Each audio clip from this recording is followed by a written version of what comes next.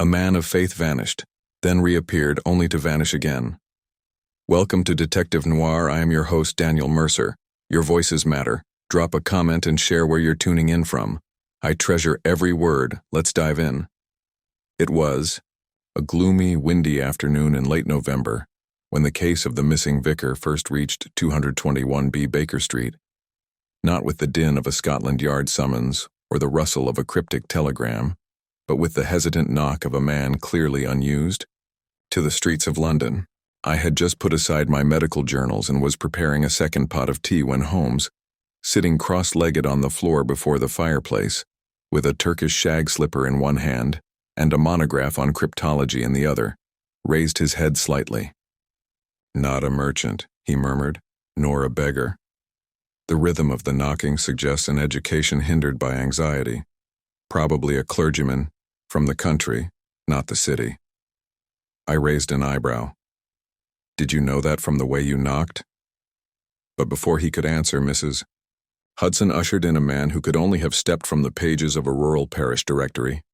His boots were stained with Sussex mud, and his frock coat, though recently brushed, showed the frayed edges of long service.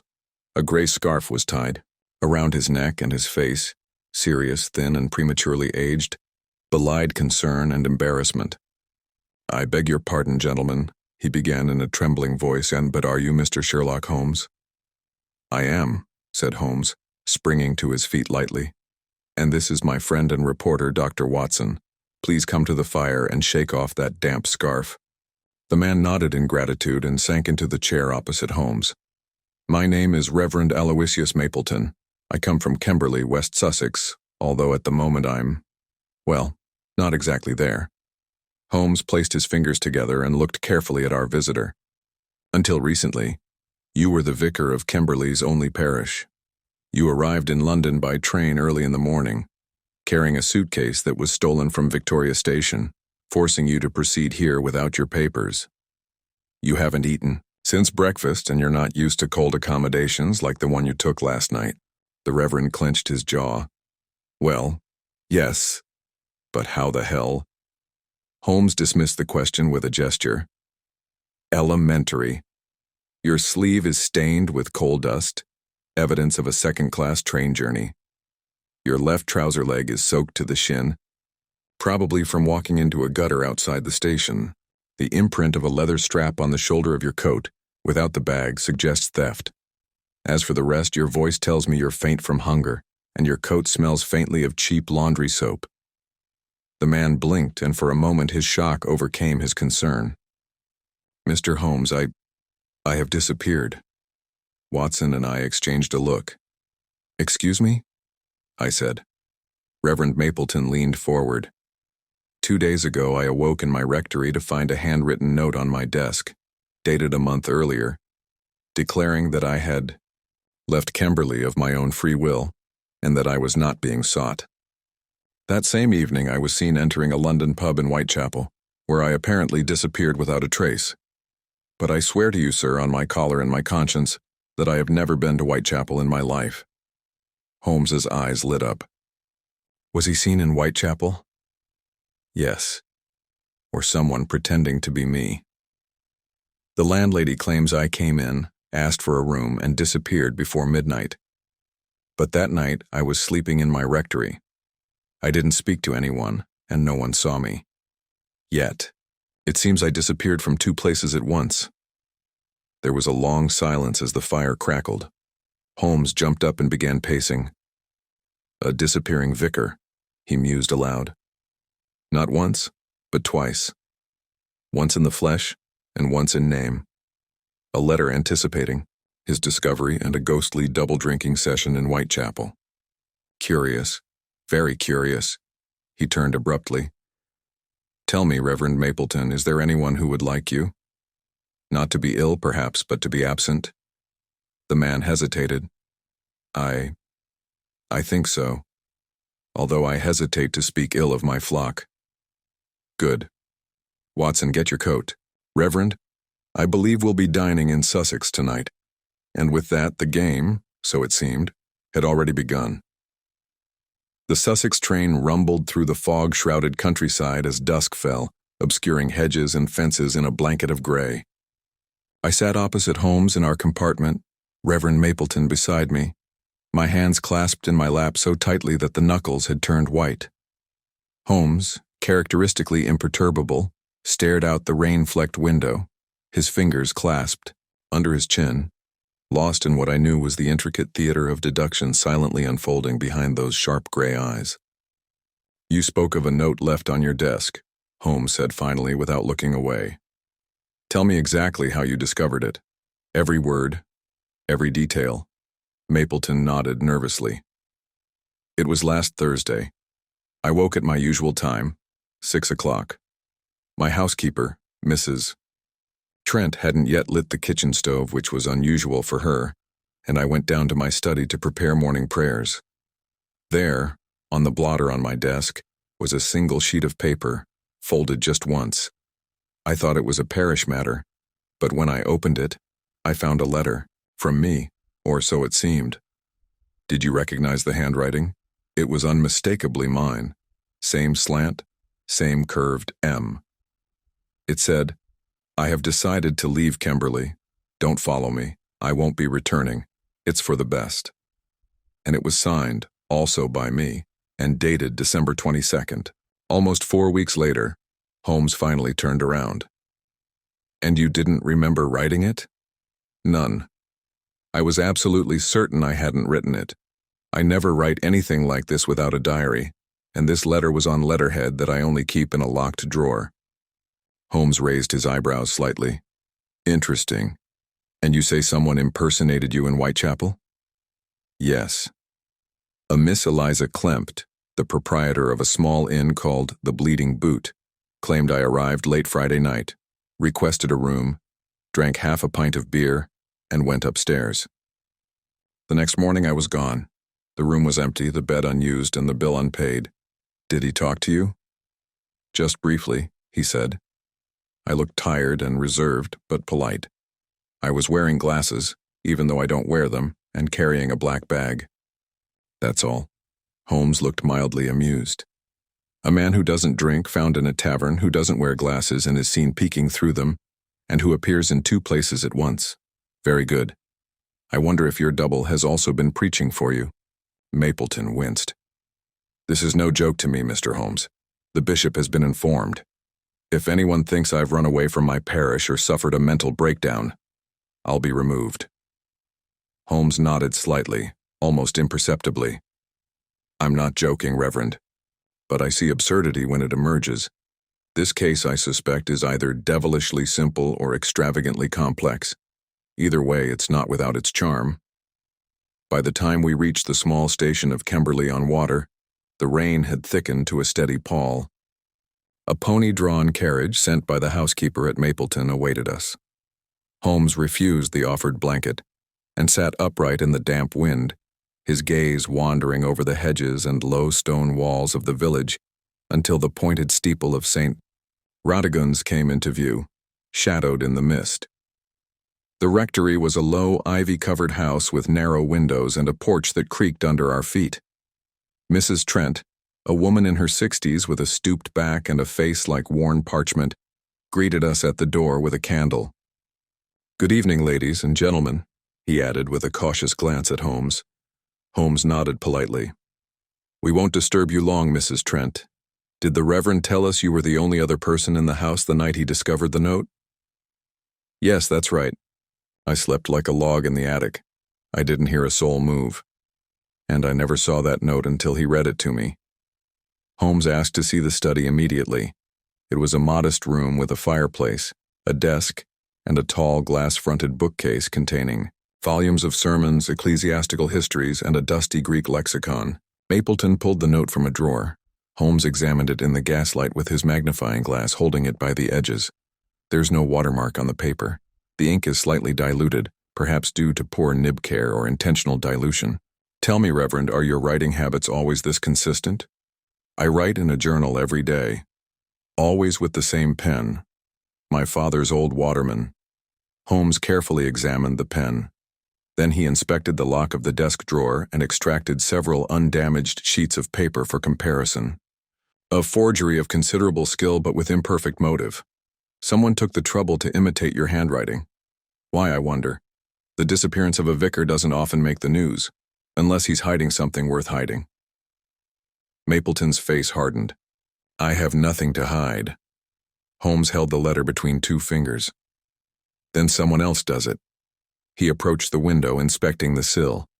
Then he opened it, letting in a gust of cold night air. He leaned out, silent for a moment. Watson, turn on the light, please. I obeyed, and he pointed to the soft ground under the window just outside a thorn bush. 2 footprints, he said. A man's boots, one deeper, then lighter. Someone stayed here, perhaps listening. Then he quickly left. The rain preserved the edges better than one might have expected. He gently closed the window and turned around. Mrs. Trent, when did you last clean this office? 2 days ago, sir. And you didn't touch anything on the desk? I just dusted it around a bit. So whoever left this note probably got in that night. Through the window, I'd say. The latch is old and easy to pry open with a blade. But who? Mapleton exclaimed. And why impersonate me in Whitechapel? Holmes didn't answer immediately. Instead, he bent over to the hearth and pulled aside the charcoal grate, revealing a small charred piece of paper wedged behind a log. Using tweezers, he removed it. Only a corner remained, but it bore 3 words. Only the ledger. Holmes studied him with a curious smile. Well now, that's a mouthful, isn't it? Mapleton paled. The parish register? But that's kept in the church safe. Holmes's eyes sharpened. Really? Then let's make sure it stays that way. In 10 minutes we had crossed the paved path to St. Radegon's and entered the sacristy. Holmes examined the iron safe behind the altar. It was locked, and Mapleton extracted the key with trembling hands. Inside were baptismal registers, donation books, and an empty space where, according to Mapleton, the ledger had been kept. The ledger is missing, she whispered. Holmes simply nodded. So it's not you who disappeared, Reverend, it's something you were holding. He turned to me, his voice calm but filled with a strange intensity. Someone has stolen not only your identity but also your function. The motive lies in that book, or more precisely in what that book demonstrates. And I suspect that until it's recovered, your doppelganger could strike again. I shivered as the cold air entered the nave. Holmes wasn't looking at us but at the dark arch of the chancel, where shadows lingered like secrets yet to be revealed. Tomorrow, he said softly, we will visit the Bleeding Boot. The next morning, we took the first train from Kimberley to London, leaving behind the damp Sussex countryside and the chilly silence of the church where, it seemed much more than prayers had been hidden. Holmes had risen early, well before I had moved, and spent nearly an hour inspecting the cemetery by lantern light, returning with muddy trousers and an unreadable expression. When I asked him what he had found, he replied simply, "Same thing again, Watson. But sometimes the same thing can be decisive." By the time we reached Victoria Station, the city was already bustling under a leaden sky. Omnibuses rattled. The cries of newsagents filled the air, and Holmes, walking with a determined stride, led us through a series of winding streets to a section of Whitechapel I knew only by reputation. There, wedged between a greengrocer's trolley and a boarded-up tobacconist's, stood the squat, grimy sign of the Bloody Boot. Time had worn away much of the red paint from the swinging sign, leaving only a faded boot and what looked like a trail of dried blood beneath it.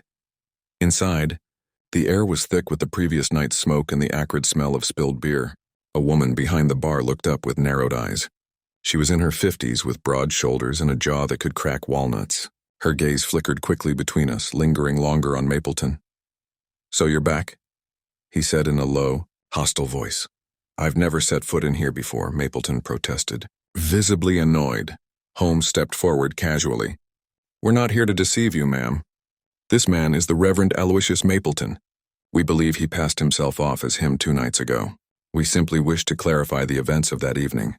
The woman crossed her arms. "I don't like intelligent chit-chat. He arrived Friday night, silent and indifferent. He took a room on the 2nd floor, said he had no luggage, just 1 bag. He drank half a beer, went upstairs, and disappeared the next morning. He didn't take the key, he didn't pay. I have no patience for cheaters." "Did he speak to anyone else?" asked Holmes. "No, I just sat there alone, I didn't look around." "Was there anything unusual about him?" She gave Holmes a disconcerted look. Besides seeming his? He nodded at Mapleton. He wore thick glasses. One arm had been repaired with string. He walked a little. Left foot, Holmes nodded. Did he leave anything behind? Just the nerve. And a bad reputation, if you ask me. I'd like to see the room. With a sigh of annoyance, he led us up a narrow staircase that creaked underfoot. The room was small, little more than a camp bed, a sink, and a window overlooking the alley.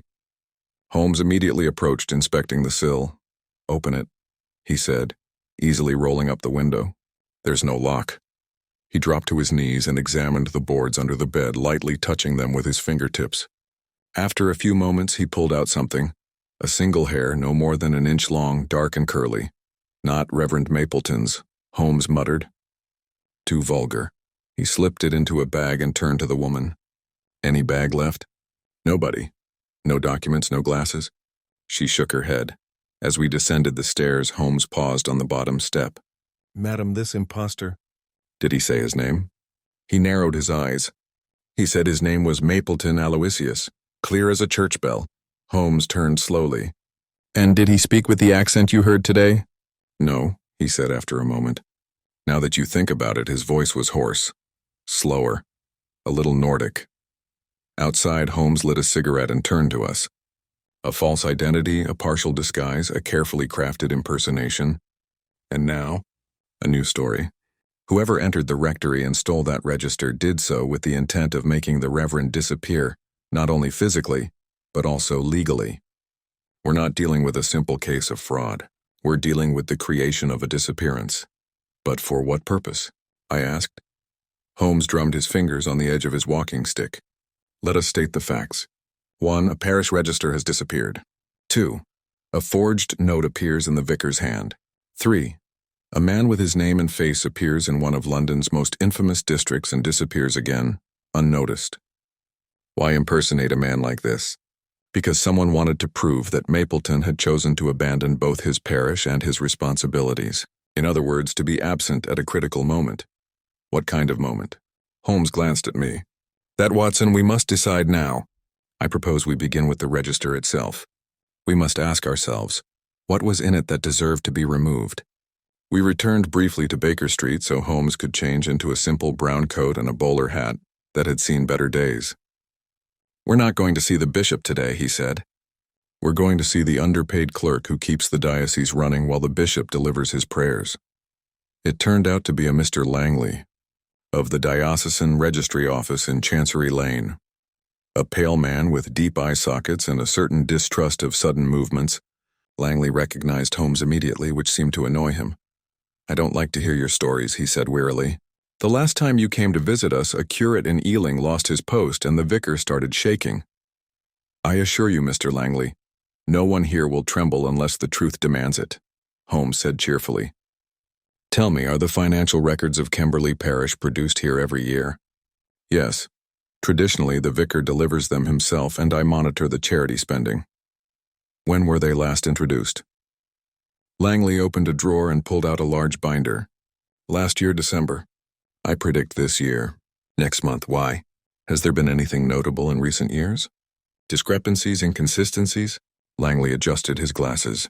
Not officially, but he hesitated. There's a name that caught my eye. Holmes leaned forward. Continue. 3 different years. A donation registered in the name of Frederick R. Allendale. Considerable sums, £10, £15 once. But no such person appears in our donor records. No will or trust, no parishioner in that name. I meant to mention it last year, but I forgot. Holmes's face lit up, but only slightly. Frederick R. Allendale. Very curious indeed. We left the office and stopped again on the crowded sidewalk. Holmes hailed a taxi. At Somerset House, Watson. If Allendale is a fiction, he must be one that someone believed would become reality. As the taxi lurched forward, I studied Holmes's profile. He was smiling faintly now, not in triumph, but in anticipation. A hint of something deeper was beginning to creep beneath the surface of the case. A current of deception that snaked between charity, identity, and perhaps murder. Holmes looked at me suddenly. Whoever created the fake Mapleton wanted them to see him, Watson. That tells me this imposter had a short life expectancy, or was destined to disappear permanently. Either way, I suspect he will reappear. The question is whether he will be alive when that happens. The interior of Somerset House was cool and musty, its high-ceilinged rooms faintly echoing with the footsteps of clerks and researchers immersed in the archives of British civic identity. Holmes moved with the ease of one familiar with such institutions, navigating the corridors until he reached the archives. A clerk with ink-stained cuffs and a questionable mustache looked up from behind his desk. "We're seeking information on a man named Frederick R. Allendale," Holmes announced. "We believe he may have left some documentary trail, birth, marriage, death, or perhaps inheritance." The clerk shot him a menacing look. "Do you have a specific date, sir?" "Let's start with general things," Holmes replied. "Anything from the last 20 years. I sat down next to Holmes as the clerk disappeared into the recesses of the bureaucracy. Holmes, apparently unconcerned by the delay, took out his notebook and began scribbling in it with great concentration. "Do you suspect this Allendale is a sham?" I asked. "More likely a partial pretense," Holmes replied without looking up. "A fictitious identity, constructed just enough to receive donations, hide funds, or disguise transactions. In small village parishes, especially those with limited oversight, it's not uncommon for money to pass through fictitious names, especially when a landowner or member of the local gentry wishes to conceal the true nature of their charitable giving. But in this case, I suspect the money wasn't charity but a decoy. Bait?" Holmes looked at me. "To capture a man, or perhaps to destroy one." The clerk returned about 20 minutes later, holding a thin folder. "There's a Frederick Allendale," he said. "Death certificate on file. No middle initials. Died in 1878 in Brighton, age 39. Cause of death, consumption." "Interesting," Holmes murmured. "Is there a will?" "No one is listed in this register. No property, no family name. We believe he was unmarried and lived alone." "And anything more recent?" "Nothing under that name, sir." Holmes drummed his fingers on the table. "A deceased's name repurposed. Ideal for those hoping to avoid scrutiny. No heirs to question, no address to verify." He stood up abruptly. "Come on, Watson. We're wasting our time here." We emerged into the gray afternoon, the fog now thicker than before. The streetlights had been turned on prematurely, plunging the city into their gaslight. Holmes hailed a taxi again and leaned toward me as it approached. "Our next step is to return to Kimberley. The answer is buried there, I can feel it." "Do you think the copycat will strike again?" I asked. "He already has." I stared at him. "What do you mean?" Holmes narrowed his eyes. "While dozing on the train this morning, I received a telegram from Inspector Lestrade. A man answering the Reverend Mapleton's description was seen late last night, boarding a southbound train from London Bridge. He did not arrive at any known station, nor was he seen alighting. Another disappearance." Holmes nodded. "Only this time our vicar would have been seen by 2 different railway workers. That makes the situation more dangerous, not less." That evening we returned to Kimberley, protected by the darkness. The village was quiet, its stone cottages dimly lit behind lace-curtained windows. Holmes walked briskly up the main street, past the blacksmiths, the greengrocers, and finally to the cemetery gate. He didn't stop at the rectory, but headed directly for St. Radegun's. "Do you suspect someone is using the cemetery?" I said softly, following him. "Not the cemetery," Holmes replied. "The sacristy." With his lantern hooded, Holmes unlocked the back door with the Reverend's key and entered. The air was dry, still heavy with incense and old wood polish. Holmes moved silently toward the altar, then turned toward the organ. He bent down and studied the floorboards near the base of the instrument. "This table," he murmured. "It moved last night." He took a blade from his coat pocket and pried it up on the edge. The board lifted with a slight creak, revealing a narrow cavity. Inside was an object wrapped in cloth. Holmes pulled it out. It was a black bag, dusty, worn leather, and intact. He undid the flap and opened it. Inside was the missing parish ledger. He smiled grimly. After all, our missing ghost left something behind. We took it to the sacristy and opened it to the brightest light. The ledger was thick with entries from the last 6 years. Most of it was routine, lists of expenses, names of benefactors, and charitable donations. But in the last pages, Holmes found what he was looking for. "There," he pointed. Several entries. "In the last 3 years, were not signed by Mapleton, but by another name, J. Klempt." "That name," I said. "It matches the landlady's, Eliza Klempt." "Precisely," said Holmes. Now notice these entries are written in a different hand from the others, and each corresponds to a large withdrawal from the parish fund, listed as emergency disbursements. No receipt, no recipient, I frowned. Could Mapleton have known? I don't think so. Notice the pattern. These entries appear only during the months Mapleton traveled. He told us about a retreat last summer. It coincides with the most intense retreat period. Holmes closed the ledger and stood up. This isn't a simple impersonation. It's a scheme of embezzlement, perhaps started with small, careful sums, but recently escalated. I believe Mrs. Klempt, or someone working with her, has been stealing money under false names, taking advantage of the vicar's periodic absences to mask the fraud. What about the fake Mapleton? A last-ditch ploy to discredit him once and for all.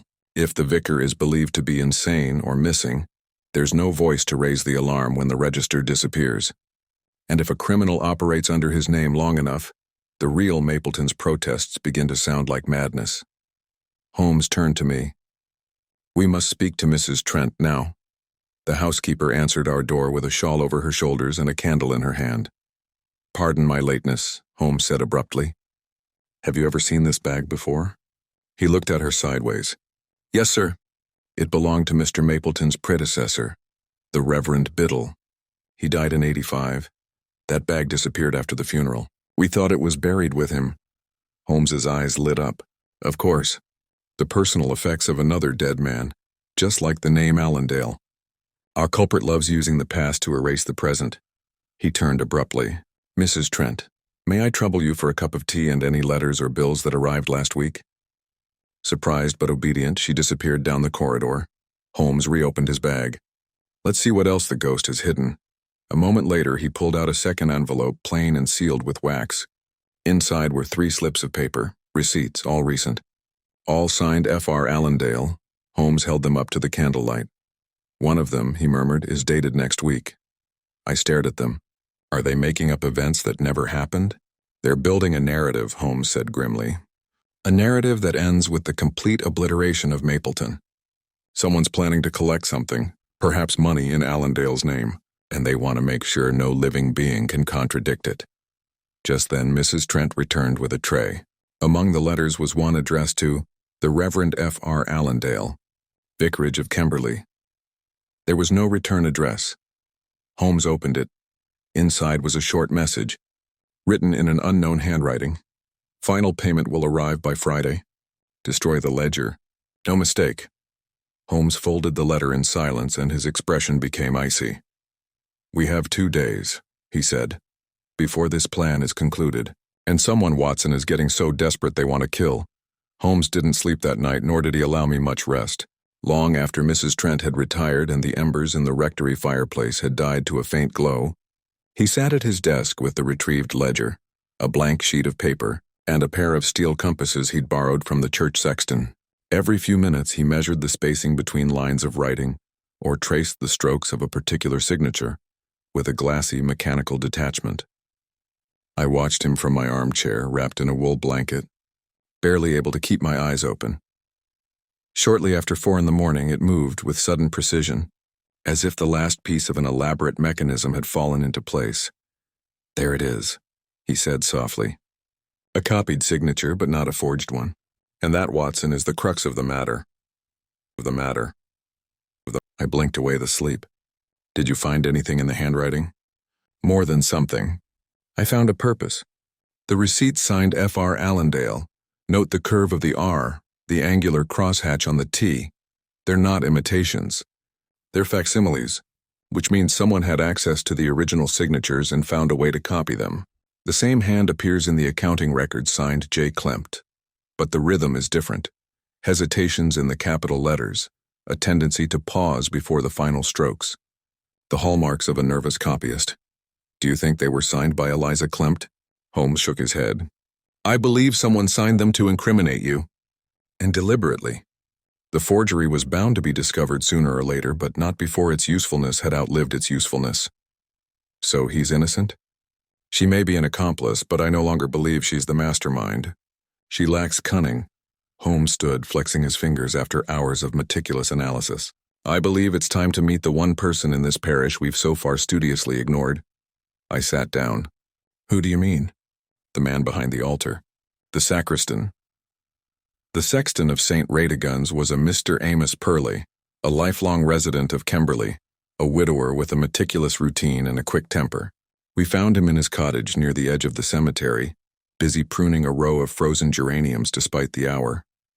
He was a tall man with a narrow face, the kind of jaw that conveyed an impression of pity even in silence. "Mr. Purley," Holmes said kindly, "you keep late hours." "I always have," he replied without looking up. "Dawn is best for the garden. How can I help you?" Holmes offered him the envelope we'd found the night before. "This one came for a dead man. I think you know something about it." Purley took the letter, glanced at it, and frowned. "I have no idea what it is." "F.R. Allendale. I've never heard of that name." "You should have," Holmes replied curtly. "He donated over £30 to this parish, at least on paper.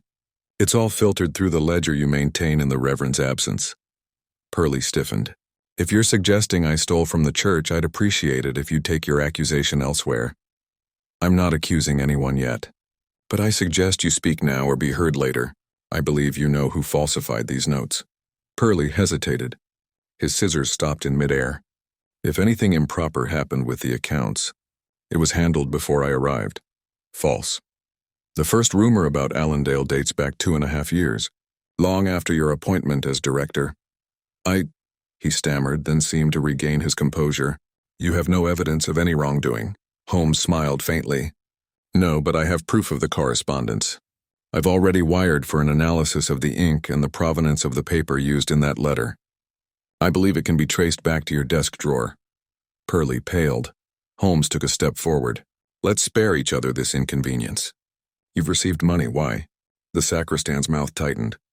He seemed to be struggling with himself before speaking. "I received an envelope every quarter. It was anonymous. It contained cash, always £5, sometimes more. The letter always bore the name Allendale, with no return address. It included instructions. Payments were to be posted to the parish account in that name. Payments were to be made anonymously in the vicar's absence as a form of charity. And did you follow those instructions?" "Yes, I did. I thought maybe it was one of the old landowning families using a false name." "It's not uncommon, as you say." "Except," Holmes interjected, "there was no such family and no real help. The money went out of the church, but it didn't reach any poor people." Purley swallowed. "I didn't know that." "I believe you," said Holmes. "But you have been used, Mr. Purley. You have played your part in a charade designed to discredit your vicar." We left him staring into the fog as the church bells struck 6. Holmes's mood as we walked back to the rectory was sharper now, focused but tinged with something I rarely saw in him. Impatience. "We're dealing with a ruse as cunning as it is audacious," he said. "Someone invented a patron saint for the parish, then laundered money through deception." When the vicar started asking questions, or was about to, they moved to remove him, to make him disappear by exploiting his apparent madness or shame. He stopped at the rectory door and turned abruptly. "Watson, remember the note we found, final payment due by Friday. Today is Thursday. Do you think they'll strike again?" "I'm sure of it. But this time they won't disappear unnoticed." That evening, Holmes disguised himself. With soot and a pair of bent wire spectacles, he transformed himself into a ragged vagrant. Mrs. Trent, though alarmed, allowed him to slip out the back of the rectory unseen. He disappeared into the hedges behind the church just before sunset. I stood guard at the living room window, my nerves on edge. Outside, the village was silent save for the occasional barking dog or the flapping of crows' wings circling the trees. It was past midnight. At 1:30 I heard a faint creaking sound. It was coming from the church. A few moments later, the study window, which we had carefully left open, slowly opened from the outside. A shadow crept into the vicar's study. He was tall and narrow-shouldered, wearing a long black coat. He carried a shoulder bag. He walked straight to the desk, opened the drawer, and stopped. He took out something, a match. He lit the lamp. I rose from my chair silently, my heart pounding, and crept towards the door.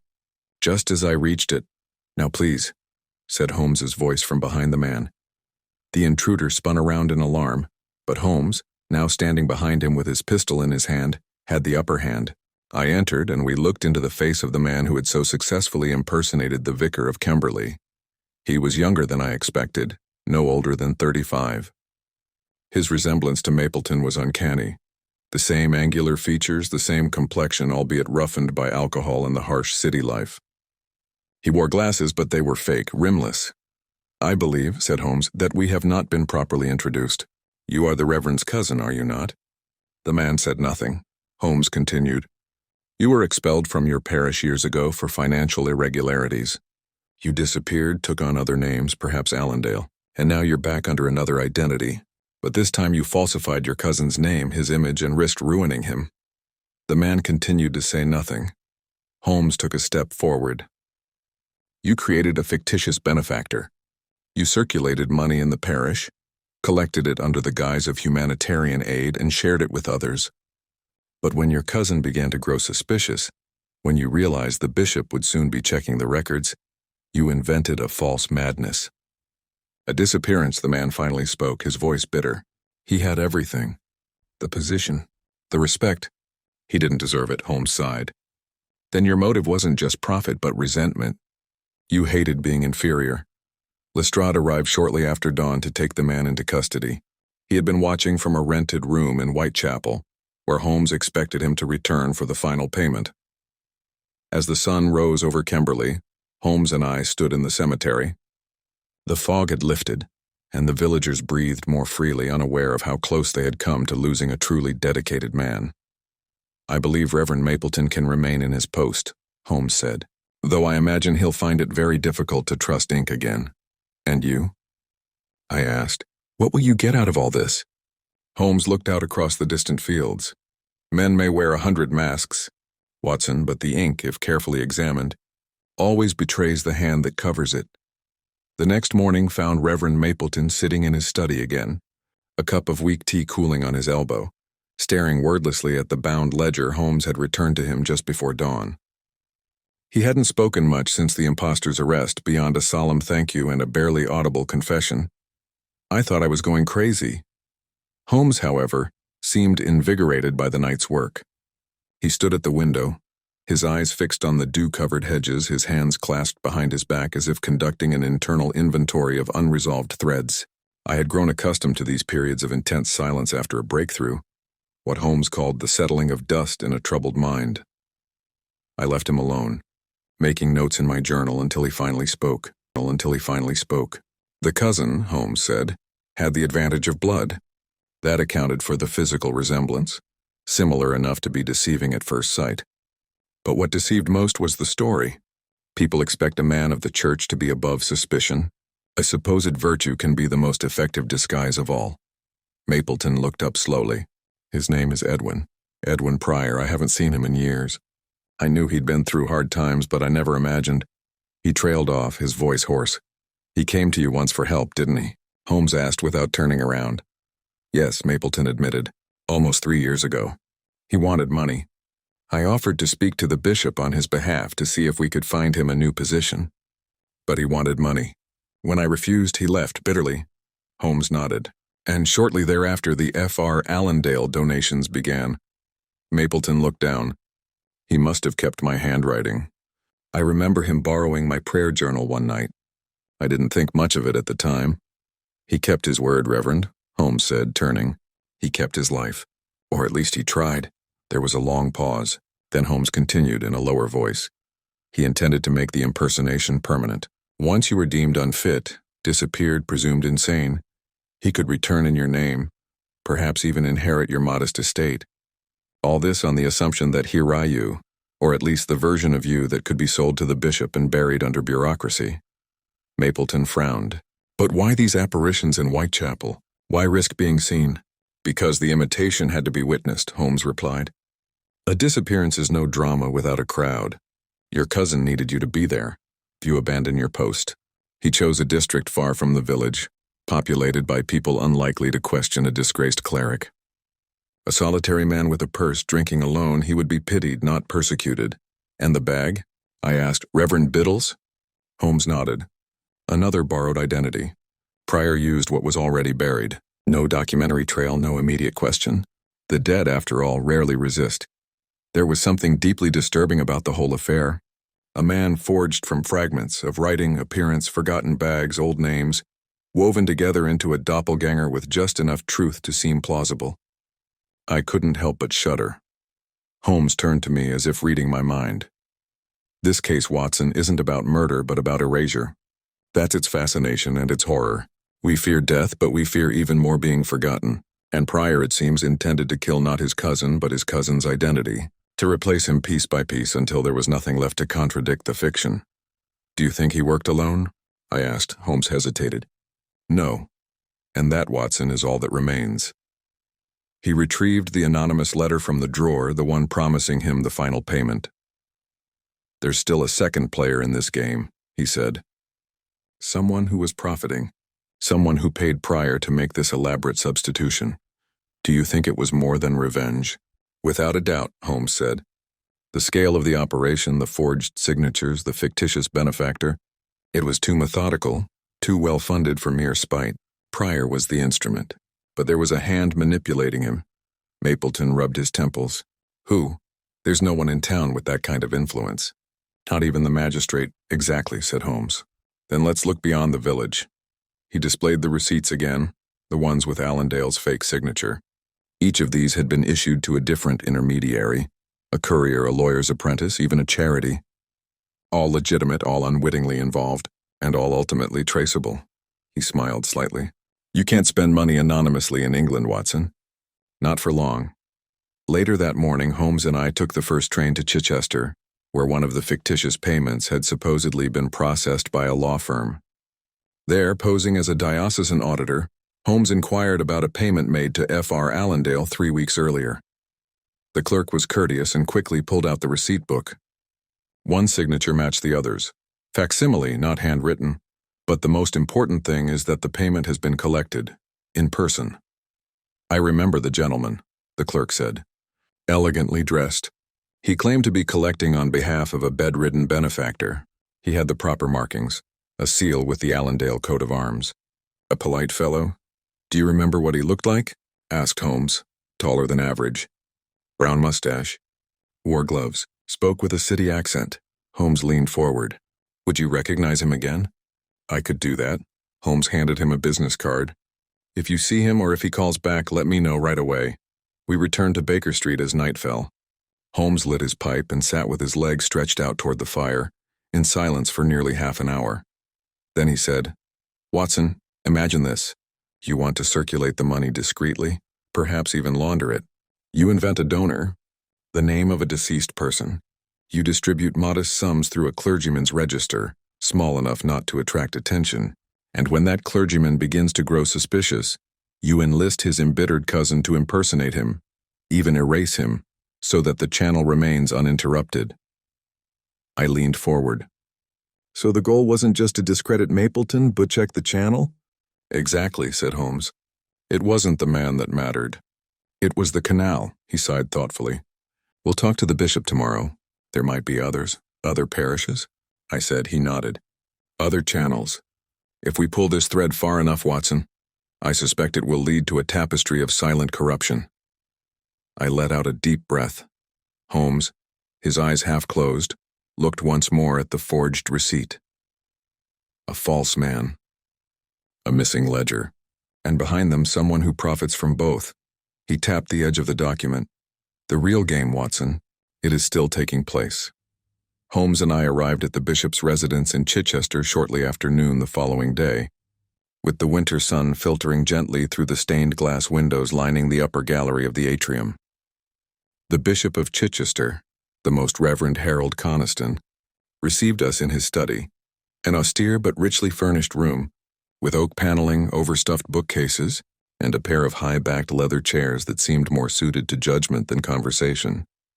He was a man in his 60s, tall and slim, with a high brow and the measured delivery of someone long accustomed to both pulpits and parliamentary debates. His gaze rested on Holmes with polite skepticism. Mr. Holmes, I have heard of you, of course, he said. Though I confess I did not expect to find ecclesiastical interests among your specialties. Nor did I, Holmes replied, until recently. But I fear, Reverend, that your diocese is being used, unwittingly, as a conduit for fraud. Worse still, for something that might border on organized embezzlement. At this, Coniston raised his eyebrows. That's a serious accusation. Of course. And I wouldn't say that without proof, may I? With a nod from the bishop, Holmes opened his briefcase and gently placed Kimberly's ledger on his desk. He then removed the forged receipts, Allendale's falsified correspondence, and the infamous envelope with the order to destroy the ledger. Holmes began speaking, softly and efficiently, like a man accustomed to being listened to in the past. He listed the chronology of Allendale's recordings, Mapleton's disappearance, the impersonation, and finally the payments made in the deceased's name. As he spoke, the bishop's expression changed from polite distance to growing concern. "I must say," Coniston finally murmured, holding one of the receipts up to the light, "that this Allendale, I've never approved of a benefactor with that name. Yet the seal here is convincing. It seems official. It's a copy of an ancient episcopal coat of arms," Holmes said, "one that was decommissioned 2 decades ago after Bishop Mallory's death. I traced it through the heraldic registers of the Society of Antiquaries. Our conspirators have a knack for recycling the past." The bishop studied the seal again, then looked up abruptly. "Do you think this extends beyond the parish of Kimberley?" "I believe," Holmes replied, "that Kimberley was simply a test, an isolated, slow-burning fraud, aimed at perfecting the process before extending it to other rural parishes with similar vulnerabilities." He leaned forward slightly. "Have other vicars reported discrepancies in their records? Unusual donations? Correspondence from unknown benefactors using archaic seals?" The bishop thought for a long time. Then he opened a drawer and took out a bundle of letters tied with string. "It's been discussed. Calm chatter, of course. Clerical pride rarely allows for public complaints. But in the last year, I've received letters from at least 4 other vicars. Complaints of irregular donations, anonymous donations, often accompanied by instructions to distribute the funds to specific names. In most cases, the amounts were small. I had no reason to suspect anything other than eccentric generosity." Holmes quickly leafed through the letters. I could see his fingers tense as he noticed familiar phrases. Emergency provision. Do not contact the donor directly. The benefactor requests anonymity under the name of. A name was returned more than once. F.R. Allendale. Holmes looked up. "Then the pattern is confirmed." The bishop frowned, stood up, and began to walk slowly. "If what you say is true, Mr. Holmes, then someone has created a fictitious figure whose donations are both invisible and irresistible. A phantom benefactor, financing the church with one hand while robbing it with the other. Holmes nodded curtly, and with Pryor's imitation of Mapleton, they've almost created a vacancy that would have allowed them full access to the parish coffers under false pretenses. It's a bold move, but a methodical one, and I fear far from finished." The bishop returned to his chair. "What do you propose?" Holmes clasped his hands. "First of all, silence. Let no word of this investigation circulate among the clergy. The double has been captured, but the financier, whoever sponsored and orchestrated this operation, is still at large. He will act again. I propose a trap. Do you want to provoke him?"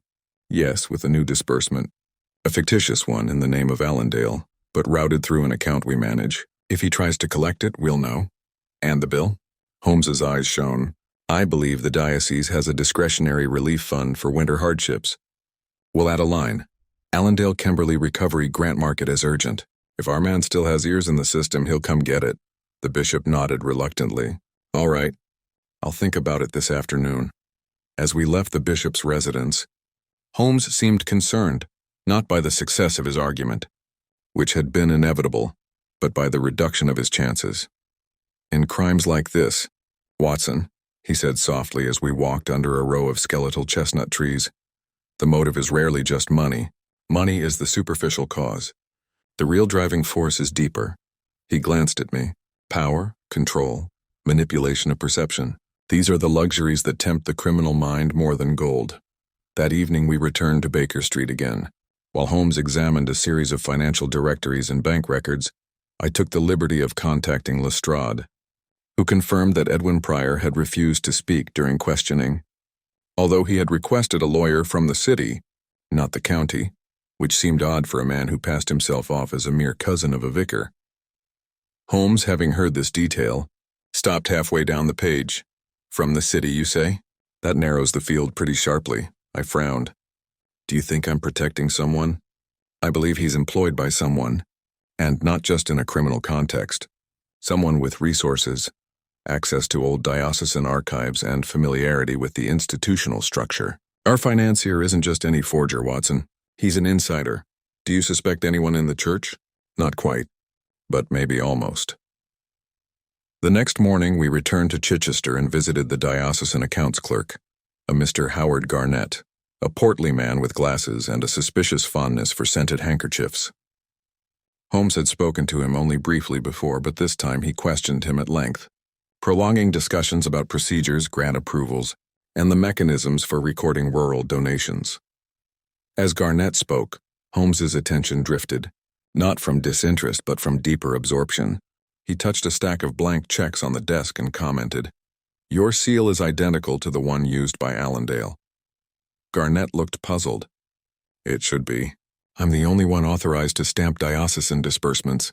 "Of course, yet the same stamp appears on 3 fake letters." Garnett blinked. "That's not possible. So someone else had access. Or were you, how should I put it, generous with your stationery?" Mr. Holmes, I assure you that—" Holmes interrupted him by raising a hand.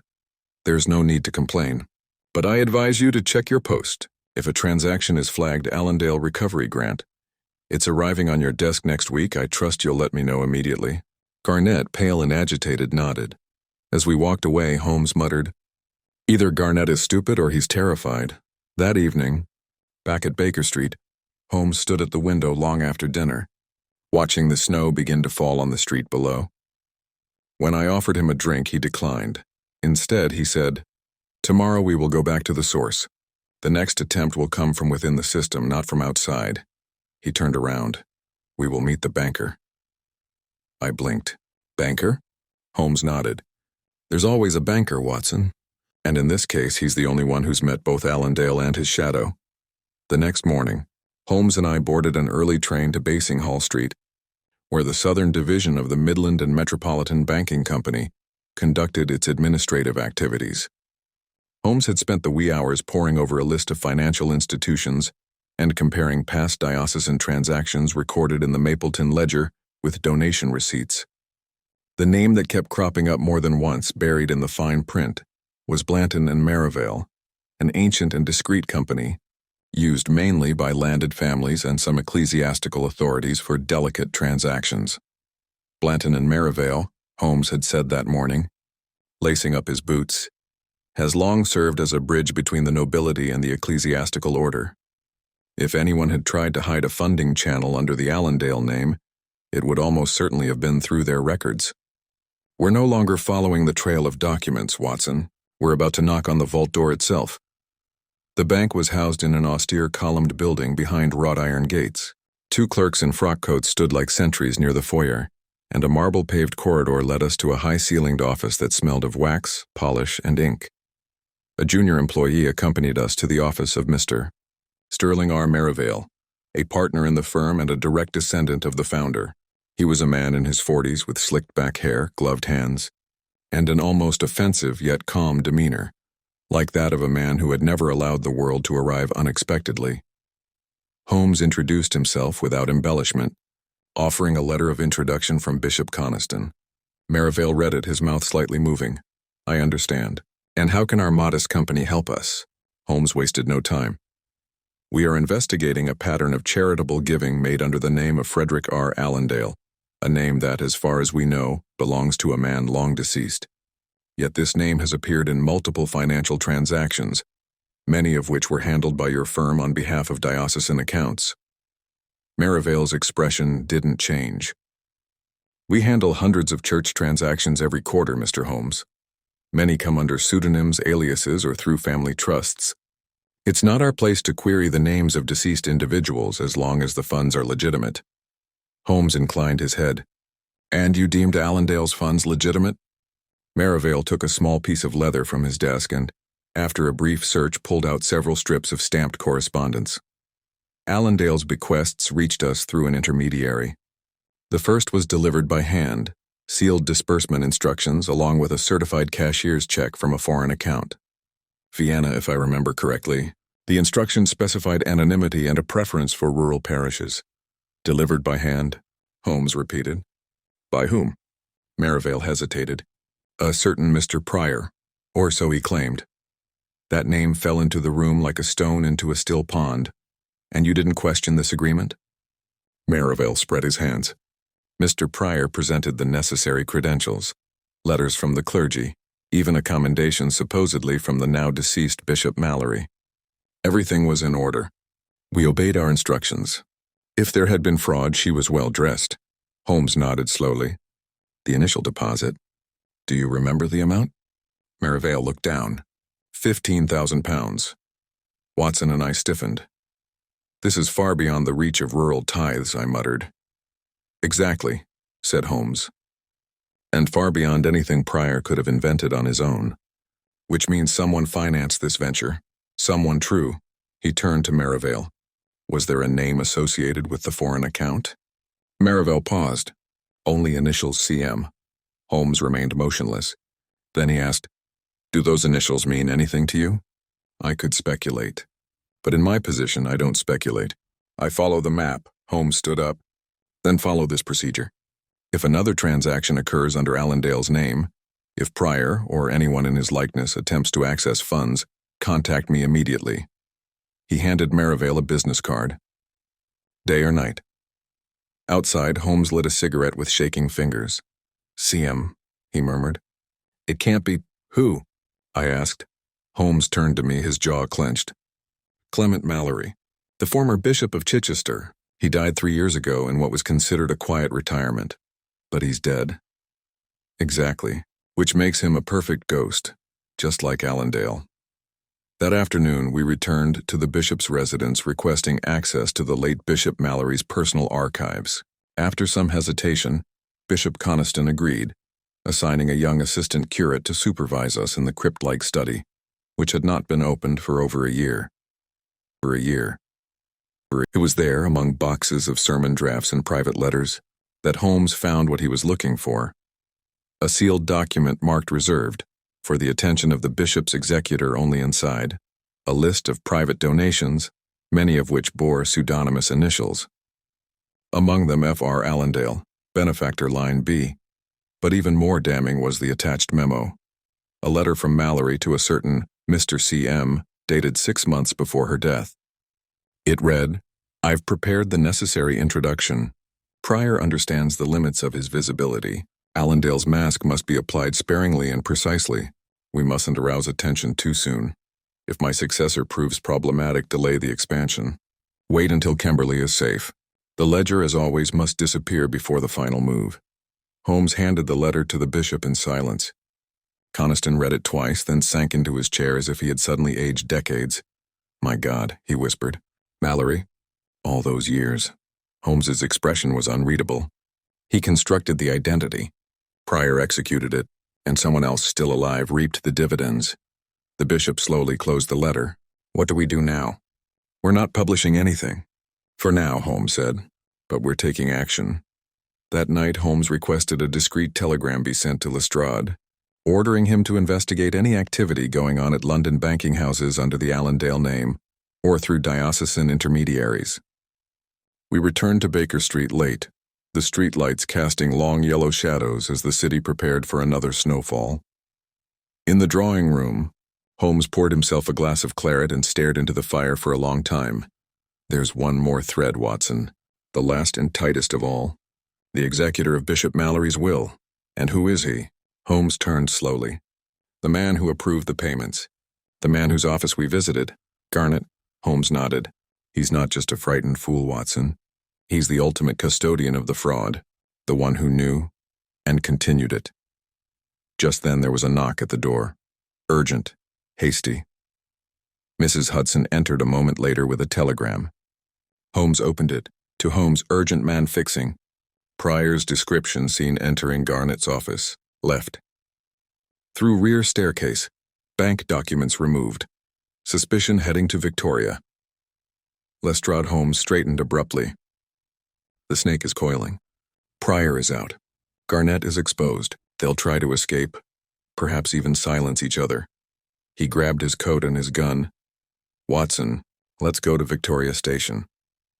I followed him out the door and into the snow-lit streets, the cold nipping at my coat and my heart pounding with the knowledge that we were entering the final act. Not of a disappearance, but of a chase. And somewhere in the crowd, Allendale's shadow was preparing to fade again. Snow fell in soft, steady flakes as we sped through the gaslit streets toward Victoria Station, our carriage lurching with no regard for decorum. Holmes sat forward, one gloved hand gripping the carriage's edge, the other clutching the pistol in his coat pocket. His features were sharp, his eyes alight not with excitement but with a cold, calculating fury. "It's not just deception anymore, Watson," he said, without looking at me. "It's survival. Pryor is a liability now. Garnett will want him silenced. And what about Garnett himself? If he's absconding with the documents, he intends to vanish into thin air just as the vicar was supposed to. Do you think he will try to leave the country? If he's even half as cunning as his role suggests, yes," Holmes muttered. "And if the funds did indeed pass through overseas accounts, then his escape route is probably already prearranged. I'll wager he has a ship waiting for him, a night ferry from Dover. But to reach it, he'll have to pass through Victoria." As the taxi came to an abrupt halt in front of the station's main entrance, Holmes jumped out before the wheels stopped. The clock tower read 9:17 p.m. The concourse was still bustling with travelers and porters, and the warm glow of the gas lamps cast long shadows on the arched departure board. Holmes scanned the crowd with a hawk's eye. "Look for someone carrying a suitcase too light for travel and too bulky for correspondence," he said. "He'll be clean-shaven. A banker's respectability masks desperation well." We split up. I walked through the entrance to the western platform, my eyes fixed on every man of Garnett's average build. Medium height, slightly stooped, gray coat. But most were families or businessmen, engaging in banal conversation and sharing travel bags. Holmes had disappeared into the East Wing. I was passing the entrance to the second-class waiting room when a glimmer of recognition made me stop. Through the frosted glass of the door, I saw a man sitting near the stove, his head bowed over a briefcase clutched between his knees. His face was in shadow, but something in his posture, the nervous tremor in his leg, made my heart race. I slipped inside quietly and moved along the wall, circling to get a better look. It was Garnett. He was pale and drenched in sweat despite the cold. He kept glancing at the station clock. The briefcase, now open on his lap, was filled not with clothes, but with folders stamped with diocesan seals and what appeared to be account summaries. I was about to slip out to warn Holmes when the door behind me creaked open, and Edwin Pryor entered. We both remained still. For a moment, neither of us spoke. Then Pryor smiled faintly. "We're late, aren't we?" Garnett stood up, quickly closing his briefcase. "They didn't follow you. I'm not the one with the church documents under my arm," Pryor said. I headed for the door, hoping to signal Holmes, but Garnett's voice stopped me. "There's no time. The ferry leaves before midnight. We're taking the 9:45 to Dover. I've arranged the trip under new names, false passports. From tonight, you'll no longer be Edwin Pryor, you'll be nobody." Pryor's eyes sparkled. "And you? Still have a clean registrar?" Garnett glared at him. "Spare me the morality. You've done your part, as agreed. You almost ruined mind you. This business with Holmes was not part of the deal. Mapleton didn't survive either," Pryor said coldly. "But here we are." Holmes chose that very moment to speak from behind them. "No. Who be?" Both men turned as Holmes stepped forward, his pistol drawn, but lowered. "May I suggest you both sit down? You'll find that running has become uncomfortable." Pryor's composure cracked first. "He followed me," he hissed at Garnett. "I told you he would," Holmes gestured to me. I positioned myself near the door. "No sudden movement," Holmes said. "There are officers outside, though I doubt they'll be needed." Garnett sank onto the bench. Pryor remained standing as if considering whether to jump, but Holmes's steely gaze pinned him down. "The game is over," Holmes said flatly. "You played your parts magnificently. Garnett, the occult hand who managed the diocese's coffers. Pryor, the bitter cousin who played the ghost. You constructed a false benefactor from the grave, laundered diocesan funds through a fictional saint, and nearly buried an innocent man in madness and scandal." Pryor laughed once, bitterly. "No one got hurt. The church has money to spend. And Mapleton, he deserved it." Holmes's voice turned cold. "He didn't deserve anything like this. You stole his name, his dignity, and almost his vocation. You emptied a man's life and tried to wear it." Garnett raised a shaking hand. It wasn't my idea, Mallory. He started it. I just carried it forward. Ah, yes, said Holmes. The late Bishop Mallory, a man who cultivated invisible donors and left a system ripe for exploitation. But you chose to perpetuate it. You turned Kimberly into a test case. You used Mallory's name like a phantom key, opening boxes others had no idea about. And when your accomplice became unstable, you tried to make him disappear. Holmes stepped forward, taking the briefcase from Garnett. These are the documents you intended to disappear, I presume. The final erasure of your tracks. Pryor's face twisted. You think you've won, Holmes, but you can't prove the money was for me. Garnett took care of the accounts. I just delivered. Holmes smiled slightly. Then I imagine you'll be pleased to know we have witnesses. Clerks, bank tellers, diocesan staff all ready to testify. And this briefcase contains more than just documents. It contains blueprints, signatures, chronologies, enough to paint a portrait of guilt so vivid that even your lawyer will feel remorse. Within minutes, Lestrade entered with 2 officers in tow. Both Pryor and Garnett were taken into custody, the latter in a long, trembling silence while the former cursed and growled until he was pushed out into the cold. Back at Baker Street, well past midnight, Holmes slumped in his chair, unusually tired. He didn't speak for a while. I poured 2 brandies and sat down opposite him. Finally, I said softly, "It's over." Holmes stared into the fire. "Perhaps it's over for now. But corruption, Watson, real corruption is like ivy on a stone wall. You cut one away and 2 more creep in behind it." I nodded. "Do you think there are others like Garnett?" "There are always more," Holmes replied. "But few are so reckless. Garnett built his house of lies with the names of the dead and believed it could not burn. He was wrong." He turned to me and a glimpse of his former glory returned to him. "And as for Allendale, I dare say his ghost can now rest in peace." He leaned back, closed his eyes and murmured, "But the next case, Watson. The next case waits like a shadow in the corner of a silent room. We must not blink." And so as the last flakes of snow drifted silently past the windows, London slept, unaware for the moment of the strange tale of the twice-missing vicar and the men who had sought to undo him. But Holmes, though at rest, was already listening, waiting for the next whisper of some misdeed in the silence. The snow had melted the following week, leaving London streets covered in soot and the faint promise of spring beneath the omnipresent fog. At 221B Baker Street, I found Holmes in an unusually calm mood, sitting not at his workbench or immersed in monographs but in his armchair by the window, his violin resting untouched in his lap. "Strange, Watson," he said as I entered. "There are cases that exhaust the mind, some that disturb the soul, and then some that simply leave you thoughtful." I took off my gloves and poured myself 2 cups of tea. "You mean the Mapleton thing?" Holmes nodded. "Or more precisely, the Allendale delusion. A house of lies built on borrowed names and deceased signatures. What remains most remarkable is not the imitation, nor the extent of the fraud, but the ambition behind it." He stood up, went to his desk, and pulled out the now infamous parish register, returned after the registration process. The layout is so elegant, so precise. Pryor was the mastermind, sure, but Garnett was the mastermind, a registrar whose duties allowed him to see the blind spots in the church's administrative structure. He recognized how a fictitious donor could go unnoticed if the cause seemed just and the numbers small enough. Holmes put down the register. The audacity lay in knowing how little restraint true generosity invites. I nodded. "And the bishop? Has he started the reform process?" "Yes," Holmes replied. "Coniston has moved swiftly. A review of all the rural records has begun. Allendale's records have been expunged from the archives, and even more curiously, the financial registrar's office has been divided between 2 independent clerks, each unaware of the other's accounts. A crude safeguard, but effective. And the defendants?" Holmes smiled wryly. "Pryor pleaded guilty, though he continues to insist the scheme was his own idea. An attempt, I suspect, to shield Garnett from a harsher sentence in exchange for financial concessions to his family.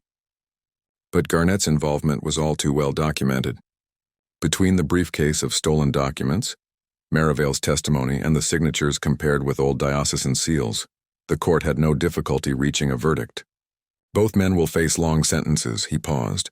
"The irony, of course, is that the church has gained more from this scandal than from Allendale. Responsibility, Watson. Born not of morality, but of crisis." I sat down in the chair across from him. And Mapleton? Ah, said Holmes, softening his tone. Therein lies the real solution. Reverend Mapleton has returned to his parish. The bishop offered him a transfer, a fresh start, but he refused. He wishes to remain at Kimberley. He told me, in plain language, that one cannot preach forgiveness from a pulpit from which one has fled. I thought of the man I had first met on Baker Street, nervous, guilt-ridden, convinced he was gone, and of the strength it must have taken to resume living in a place where he had been on the verge of being erased. He is a braver man than I am, I said. It is, Holmes agreed, though courage, in my opinion, is more common than clarity. What Pryor lacked was not intelligence, but truth. He could imitate his cousin's outward appearance, even his name, but not his heart. We sat in silence for a few moments while the fire crackled softly. Then Holmes, with a sudden twinkle in his eye, produced a thin envelope from beneath a paperweight. And here, he said, is the final conclusion. He handed it to me. There was no return address, just a single line on the flap written in a fine, sinuous hand. Let the ledger disappear. Some debts are too old to be collected. I frowned. Who sent it? Holmes smiled. No one will admit it. But I suspect it came from someone high enough up to have benefited from Mallory's original plan in the past. Someone who feared the revelation might reach beyond the defendant. So the decay went deeper than we thought? Undoubtedly, said Holmes. But the structure has been shaken. Sometimes, Watson, it is not scandal that purifies, but fear of others. He returned to the window and watched the incessant stream of carriages and speeding boots below. Thus ends the story of the missing vicar, he murmured. Twice, once by intuition, once deliberately, but in the end the truth proved more persistent than fraud or fear. I stood up and rested my hand on the old desk. You gave him his name back. Holmes turned with an unreadable expression. No, he said softly. He recovered it himself. I just showed the world that it was lost. And with that, Holmes raised his violin, placed it under his chin, and began to play. A slow, meditative tune that seemed to float not only through Baker Street, but into the very heart of a world where justice, though often delayed, still found its voice.